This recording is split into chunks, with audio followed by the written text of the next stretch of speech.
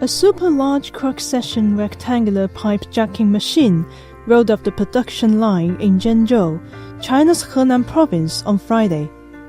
The machine, China Railway 1179, was designed and manufactured by China Railway Engineering Equipment Group. It's 11.29 meters wide and 13.55 meters high. The machine will be used in the construction of a metro station in the southern Chinese city of Shenzhen. 突破这个技术之后，既能开发出这种矩形断面，又能够对地面不影响。它作为当今世界上最大断面的顶管机，它为我们国家未来地下空间装备化的制造开创了新的先河。